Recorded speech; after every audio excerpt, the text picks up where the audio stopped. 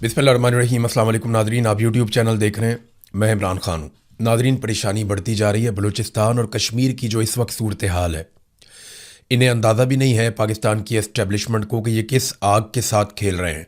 ना इन्हें तारीख़ का इदराक है, ना ये इन लोगों के बारे में जानते हैं, और ना इन्हें लोगों के शऊर का इस वक्त अंदाज़ा है। लोग किसी और तरह निकल गए हैं, वो कुछ और सोच रहे हैं, जबकि ये बहुत पीछे रह गए, 40 साल 50 साल पीछे। ना इनसे अब बयानिया बन रहा है और ना चीज़ें इनके कंट्रोल में आ रही हैं। एक बहुत बड़ा फेलियर इनके सामने आकर खड़ा है और ये किसी और पर मलबा भी नहीं डाल सकते। यानी मलबा किस पे डालेंगे?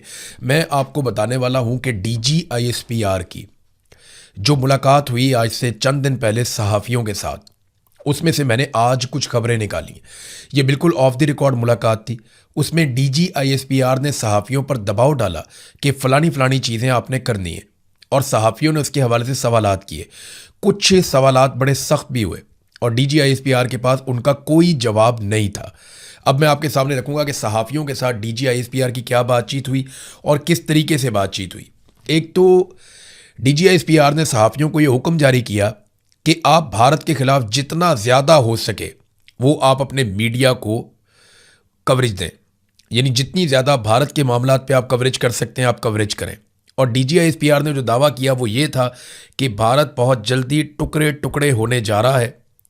आपने टीवी चैनल्स पर यही बताना है कि भारत के टुकड़े होने जा रहे हैं और भारत कई हिस्सों में टूटने वाला है और भारत के पास कुछ भी नहीं बचेगा, वो बुरी तरह तबाही के दहाने पर पहुंच गया। अब ये DGISPR ने मीडिया को जो ब्रीफिंग दी, जो बातचीत उनके साथ की, उसमें ज़्यादा चीज़ें उन्होंने भारत के हवाले से की।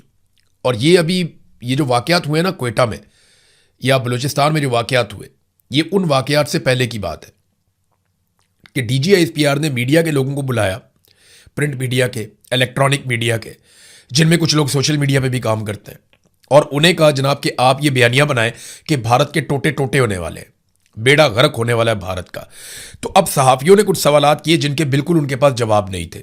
एक सहाफ़ी ने पूछा कि जनाब, अगर भारत के टोटे टोटे होने जा रहे हैं तो बैनुल अक़वामी मीडिया में ऐसी कोई स्टोरी क्यों नहीं आ रही? आप हमें कह रहे हैं कि हम ये कहना शुरू कर देंगे भारत के टुकड़े होने जा रहे हैं, लेकिन हमारे पास ऐसी कोई कंफर्म इत्तला नहीं है, या भारत से ऐसे कोई ऑप्टिक्स नहीं आ रहे, ना ही इंटरनेशनल मीडिया ऐसी कोई स्टोरी रिपोर्ट कर रहा है। तो हम ये कैसे कह दें जब इंटरनेशनल मीडिया ये नहीं कह रहा, किसी तरफ से कुछ ऐसी खबर नहीं आ रही? तो इस पे DGISPR के पास जवाब नहीं था। वो यही कह रहे थे कि मैं आपको बता रहा हूँ ना, भारत के टुकड़े टुकड़े होने जा रहे हैं, उनकी पॉलिसियाँ बहुत ख़राब हैं, उनका बेड़ा गर्क होने जा रहा है। तो आप ये खबरें चलाएं अपने मीडिया के ऊपर, आप बताएं भारत का असल चेहरा पूरी दुनिया को। ये वो बार बार कह रहे थे। एक सहाफ़ी ने वहाँ पे, गालिबन ये कोई प्रिंट मीडिया के जर्नलिस्ट हैं, उन्होंने कहा जनाब कि टीवी चैनल्स तो टके टोकरी हो गए हैं पाकिस्तान में और मीडिया की अहमियत ख़त्म हो गई है। सोशल मीडिया के ऊपर अगर आप बात करते हैं तो भारत जो है वो उसको महदूद कर देता है, रिपोर्ट भी करता है। तो यहां अब आप अपना बयानिया कैसे चलाएंगे? मीडिया की तो क्रेडिबिलिटी खत्म हो गई। पाकिस्तान के मीडिया को तो लोग सुनते ही नहीं, हम अपनी मर्जी से कोई खबर दे ही नहीं सकते। तो जब हम ये खबरें देंगे तो लोग इनका असर ही नहीं लेंगे। जब ये कहा गया तो DGISPR ने कहा जी आपको सिर्फ अपनी फिक्र रहती है, आप कुर्बान कर दें अपने चैनल्स और आप पाकिस्तान की खातिर इतना नहीं कर सकते, तो आपको भारत के खिलाफ बात करने में क्या प्रॉब्लम है? तो वो और तरफ ले गए मामले को, जबकि कहा यह गया था कि आपने तो मीडिया को तबाह बर्बाद कर दिया, मीडिया की तो क्रेडिबिलिटी खत्म हो गई, इंटरनेशनल मीडिया में यह खबर चल नहीं रही कि भारत के टुकड़े होने जा रहे हैं। तो आप हमें यह कह रहे हैं कि हम ये खबर चला देंगे भारत के टुकड़े होने जा रहे हैं, हालांकि हमारी तो क्रेडिबिलिटी पहले ही खत्म है। हम तो किसी और बैनुल अक़वामी मीडिया को कोट भी नहीं कर सकते इस मामले में। फिर एक सवाल किया गया, लेकिन DGISPR ने पहले इससे एक जो है वो दावा किया। उन्होंने कहा जी सिंध ताश मुआहदे पर हम कोई कंप्रोमाइज नहीं करेंगे और ठोक देंगे, मौका आएगा हम ठोक देंगे, हम अपना पानी भारत को नहीं देंगे। इस पे एक सहाफ़ी ने पूछा कि जनाब आप बताएं कि आप करेंगे क्या? भारत ने आपका पानी रोक लिया है, इस वक्त रोका हुआ है, आप भाग दौड़ कर रहे हैं, तो आप करेंगे क्या? क्या आप भारत पे हमला करेंगे पानी छुड़वाने के लिए? तो DGISPR ने इसका कोई जवाब नहीं दिया। वो इसका कोई तसल्ली बख्श जवाब नहीं दे पाए कि भारत पे हमला करेंगे या पानी को ज़बरदस्ती छुड़वाएंगे या नहीं छुड़वाएंगे। फिर एक और सवाल किया गया कि जनाब आप ये कहते हैं कि भारत टुकड़ों में तकसीम होने जा रहा है, अगर एक मुल्क टुकड़ों में तकसीम होने जा रहा है, वो टूट रहा है, तो फिर आप उसके साथ इस वक्त जो ट्रैक टू डिप्लोमेसी है वो क्यों कर रहे हैं? ये मैं आपको बता देता हूं कि पाकिस्तान इस वक्त भारत के साथ डिप्लोमेसी कर रहा है। ट्रैक टू डिप्लोमेसी के राउंड्स भी हो चुके हैं 2-3, और ये भारतीय मीडिया में रिपोर्ट भी हो रहा है, पाकिस्तानी मीडिया में भी, और मुख्तलिफ जगहों पे इंटरनेशनली ये रिपोर्ट हो रहा है, और पाकिस्तान ने इसकी कहीं पे कोई तरदीद नहीं की। किसी जगह पे पाकिस्तान की सरकार से जब सवाल किया गया, बैनुल अक़वामी मीडिया ने किया कि जनाब ट्रैक टू डिप्लोमेसी चल रही है, तो पाकिस्तान ने उसकी तरदीद नहीं की। जो खबरें बैनुल अक़वामी मीडिया में आई उनमें भी पाकिस्तान की हुकूमत ने इस बात की तरदीद नहीं की कि बैकडोर चैनल से पाकिस्तान के भारत के साथ इस वक्त राब्ते जारी हैं और डिप्लोमेसी की जा रही है कि पानी हमारा छोड़ दें। मैं इसके हक में होना चाहिए राब्ता, पानी अपना छुड़वाना चाहिए। लेकिन अगर एक मुल्क के टुकड़े होने जा रहे हैं और बहुत जल्दी वो मुल्क टूटने जा रहा है, तो ऐसे मुल्क जिसके टुकड़े होने जा रहे हैं उससे फिर आपको राब्ता करने का फायदा क्या? आप उसके साथ ट्रैक टू डिप्लोमेसी क्यों करते हैं? तो DGISPR के पास इस सवाल का भी कोई जवाब नहीं था। फिर एक और सवाल पूछा गया, जनाब अगर तो भारत के टुकड़े होने जा रहे हैं तो वो दुनिया भर के ममालिक के साथ इतने बड़े बड़े मुआहदे कर रहा है, जापान के साथ, अमेरिका के साथ और यूरोप के साथ। अभी यूरोपीय यूनियन के पास गया, वहां पे बहुत बड़ा मुआहदा करके आया, जर्मनी के साथ उन्होंने किया। तो भारत दुनिया भर के साथ बड़े बड़े मुआहदे कर रहा है और बैनुल अक़वामी तमाम कॉन्फ्रेंसेस के अंदर वो शामिल हो रहा है।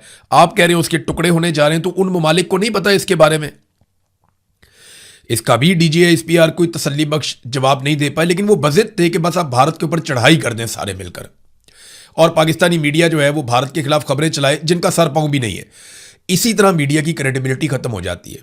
आपने भारत के मीडिया को देखा, वो कैसी कैसी खबरें चला देता। उन्होंने तो कराची फतह कर लिया था, वो तो पता नहीं क्या कुछ कर गए थे जंग के दिनों में, तो उनकी क्रेडिबिलिटी कितनी फारिग हुई। भारत के अंदर उनका मीडिया मजाक बनकर रह गया। उनके अपने सोशल मीडिया पे लोगों ने जोक्स बना दिए, मीम्स बना दिए। पाकिस्तान के अंदर भी कोई ऐसे नमूने थे, लेकिन शुक्र है वो कम थे, भारत में तो बहुत ज्यादा थे। तो फिर एक और सवाल किया गया, क्योंकि यहां पे ना DGISPR ने कहा जो कुछ कश्मीर में हो रहा है, ये मैं आज़ाद कश्मीर की बात कर रहा हूं, मकबूजा कश्मीर की नहीं कर रहा। DGISPR ने कहा कि जो कुछ कश्मीर में हो रहा है और जो कुछ बलूचिस्तान में हो रहा है, इसके पीछे भी भारत है और हमें यह पता है।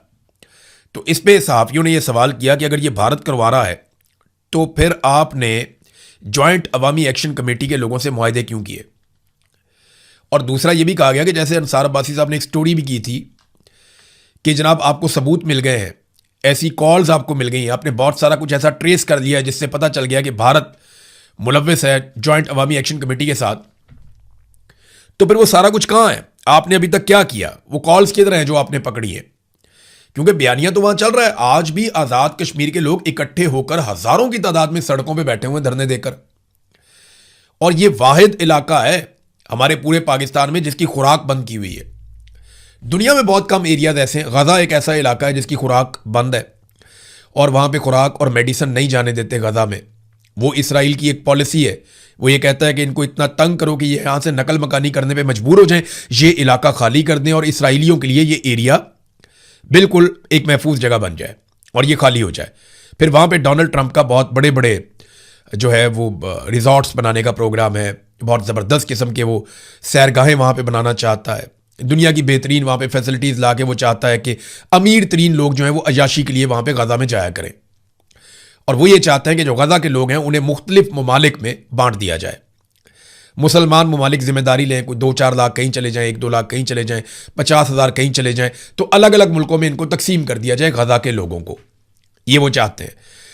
तो उसके लिए वो वहां पे दवाइयों को भी रोकते हैं और खुराक को भी रोकते हैं। अब कश्मीर के अंदर भी जो सड़कें कश्मीर में जा रही हैं उन पे अगर आप ट्रेवल करें, इस वक्त बहुत सारे मुसाफिर जो वहां से जाते हैं उन्होंने वीडियोस बनाकर हमें भेजी। कुछ वीडियोस को मैंने पब्लिक भी किया, सोशल मीडिया पे भी, अपने प्लेटफॉर्म पे भी मैंने आपको दिखाया कि वो ट्रकों को रोक दिया जाता है जो खुराक लेकर जा रहे हैं, जो गंदम लेकर जा रहे हैं, जो फ्लोर मिलों के अंदर जा रहे हैं कि जनाब यहां पे अब आटा पीसेंगे, लोगों को मिलेगा। तो लोगों के लिए बड़े प्रॉब्लम्स हैं। बच्चे स्कूल नहीं जा रहे, काम धंधा सारा बंद है वहां पे, सड़कें बंद है वहां पे, लोग बार बार एहतजाज करने के लिए निकलते हैं। और कई जगह पे जो उम्मीदवार वोट मांगने आए उनको फेंटी लगाई है अवाम ने। अभी मैं एक विजुअल देख रहा था, उसमें पीपल्स पार्टी का एक कैंडिडेट वोट मांगने के लिए आया, खवातीन ने और बच्चों ने मार मार के भगाया। तो खवातीन आगे से पत्थर मार रही हैं, बच्चे आगे से डंडे मार रहे हैं कि भाग जाओ यहां से, खबरदार यहां पे आए वोट मांगने के लिए, हमारी लाशों के ऊपर तुम वोट मांगने के लिए आ गए हो। तो कश्मीरियों के साथ जो कुछ भी हुआ ना, वो एक वीडियो है 35 मिनट की रावलाकोट की, वो सारे विजुअल इकट्ठे करके उन्होंने जोड़ दिए हैं। वो 35 मिनट की आप वीडियो देख लेना, आज मैंने उसके कुछ मनाजिर देखे हैं तो आपका दिल दहल जाएगा। जिस तरीके से रावला कोट के अंदर लोगों को मारा गया है ना, ऐसा तो दुश्मन मुल्क के अंदर नहीं किया जाता। सिक्योरिटी फोर्सेस ने ना मस्जिद का लिहाज किया, ना अस्पताल का लिहाज किया, ना किसी और जगह का लिहाज किया। हर जगह पे शहरियों को निशाना बनाया, बहुत मारा लोगों को। बेशुमार लोग जख्मी भी हुए, अस्पतालों के अंदर जख्मियों को भी मारा गया, आके डंडों के साथ मारा गया। तो बहुत अजीबोगरीब मनाजिर हैं जो मैंने देखे हैं। मैंने भी वो पूरी वीडियो नहीं देखी, मेरी हिम्मत ही नहीं पड़ रही थी कि इस तरह से हो सकता है कि अपने ही लोगों को ऐसे मारा जाए, ऐसे ही उनके साथ ज्यादती की जाए। बहरहाल DGISPR ने ये सारी चीज़ें डिमांड की और जब सवालात उनसे किए गए तो उन सवालात के उनके पास कोई तसल्ली बख्श जवाबात नहीं थे। बलूचिस्तान से नाजरीन, क्योंकि धरना भी वहाँ पे जारी है, दावा ये किया जा रहा था कि धरना ख़त्म हो गया, रास्ते खुल गए हैं, लेकिन इसके बावजूद जो रिपोर्ट्स आ रही हैं धरना जारी है। वहाँ पे लोग एहतजाज कर रहे हैं। एहतजाज किस लिए कर रहे हैं? वो ये कहते हैं कि हमें दुश्मन ने नहीं मारा, हमें अपनों ने मरवाया है। वो ये कहते हैं कि हमें प्लानिंग के तहत मरवाया गया,